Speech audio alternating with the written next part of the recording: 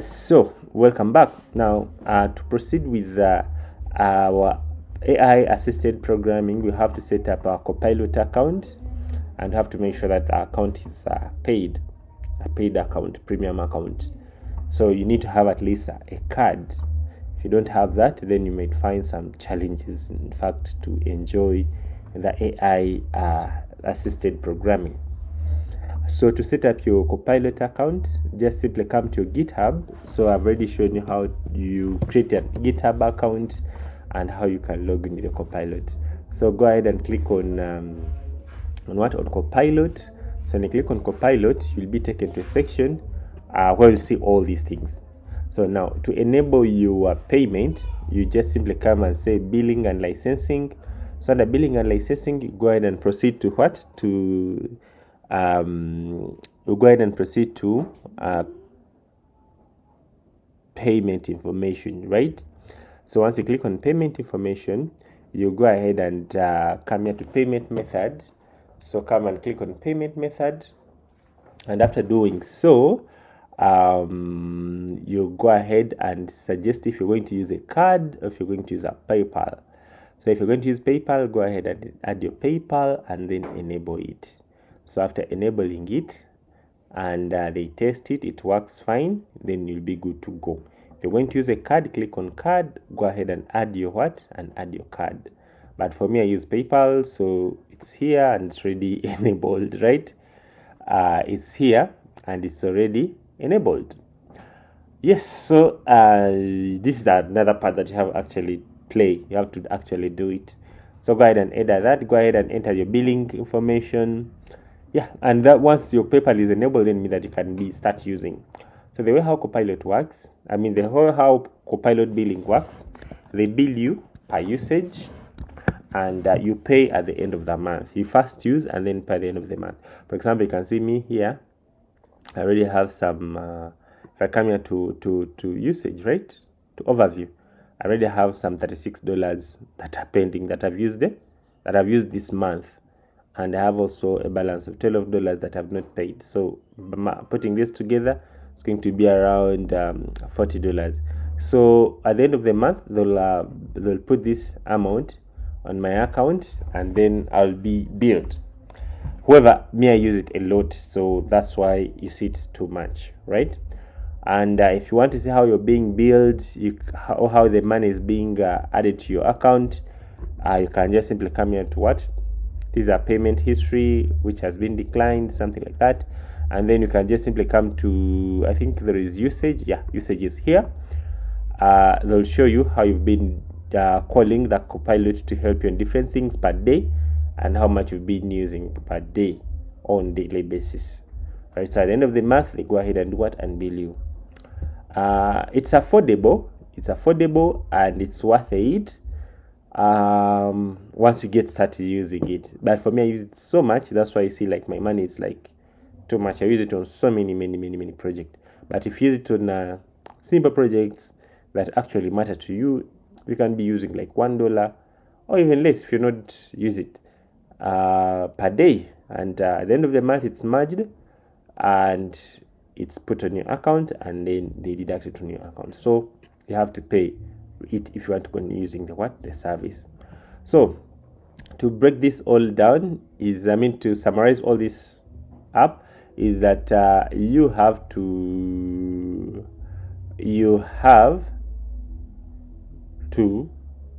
make sure that this Copilot is set, and if you fail some challenges, please search on internet. A lot of support is there, and a lot of solutions on YouTube are there of how you can fix your Copilot account. So once your account is fixed and Copilot shows you that you have set, so the next thing I think you have to do is to create the budgets here. You just simply come here and put here a budget here like this, and then go ahead and just click new budget, and then go ahead and say maybe you want it to be for Copilot or for actions, and then go ahead and create it and configure the budget. For example, if I click on configure, I can go ahead and put the maximum amount of money that this budget should not exceed. So that's just another important part that you have to do. So after you've created the budget, means that Copilot will be checking if you have not actually reached that budget for it to stop you from what? From using the service. So in simple terms, that's how you set up your Copilot agentic AI, which is very, very important. And then after doing so, now you can go ahead and open your Copilot chat. So this is my Visual Studio Code, and this is my Copilot chat. So to open Copilot chat, you can, I think you can find it here. Or is it? I think where is Copilot? The Copilot is always here, I think. Yeah, Copilot is always here, and then you can click on it. You know, for me, I always use shortcut. It's Ctrl Shift I. You press Ctrl and Shift and I, it will open you a Copilot chat. But there is also another way of how you can open your Copilot chat. I think you just simply come to just a second.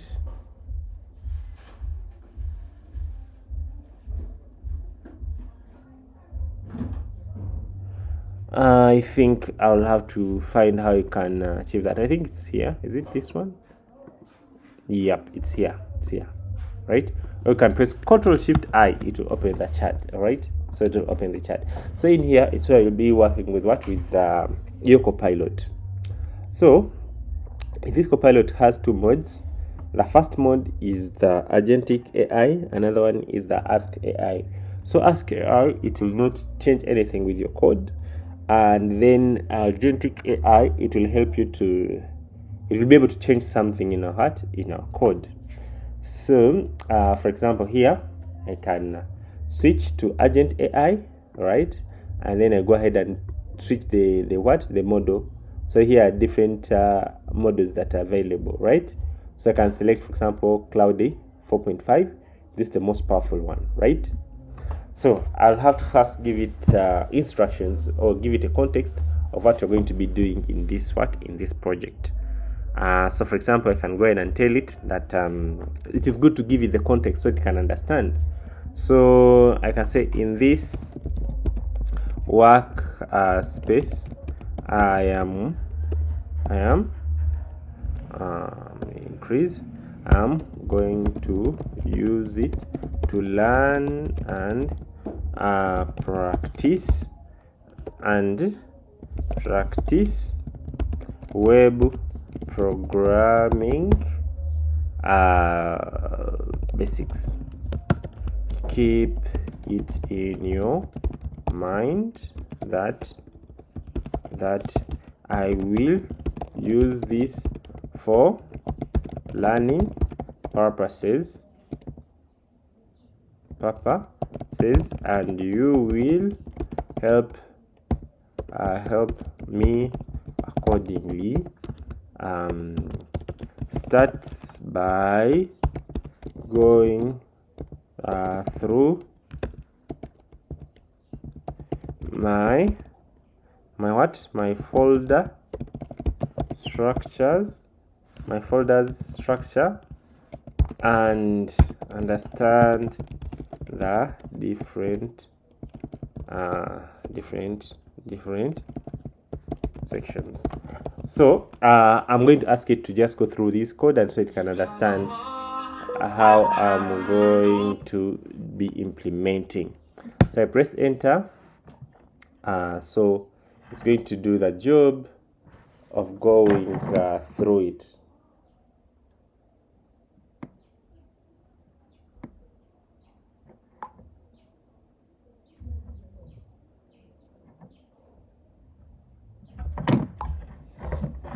All right, so it will break for me through. So okay, let me explain this. So here it will give me the response. I'll help you with your web programming learning journey. Let me explore the workspace. So it will explore, and then you can be able to see now explore. So it will go ahead and go through these folders. So perfect. I've explored your workspace structure, and then so it will go ahead and give me what overview of how it has understood the workspace. So right now it has gone through my entire project, and it's now know the context that this is purposely for what? For learning. So now we're going to start now straight. So I've finished setting up our Copilot. If you find some challenges, as I said, please don't hesitate to do what? To ask or to search until you actually have it working, because it must work. All right, it must work. So we're going to look at HTML basics, right? We're going to look at what? At HTML basics. Okay, so in HTML basics, we're going to let me just give it a one prompt, and then we start in the next lecture while we're doing the actual programming. For example, let me say create to get started, create for me an index file in HTML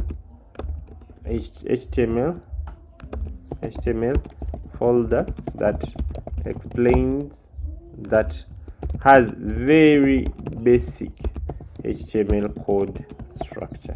So you see, I'm instructing it to create for me our first file in our HTML folder that has very basic HTML HTML coding structure, of which you're going to go through it. So it will even break it down for me here. It will go ahead and break it even down for me here. So it has said that it has created the file, and I can find the file here. So if I click here, so you see it was able to determine the right folder where you should put the file, and it was able to add it there, but it has not actually committed it until I say, okay, this file is okay, then commit it. If I want to reverse, I can say undo. So if I say yes, so it will go ahead and do it and commit. And here it will try to explain for me what's meant by each paragraph.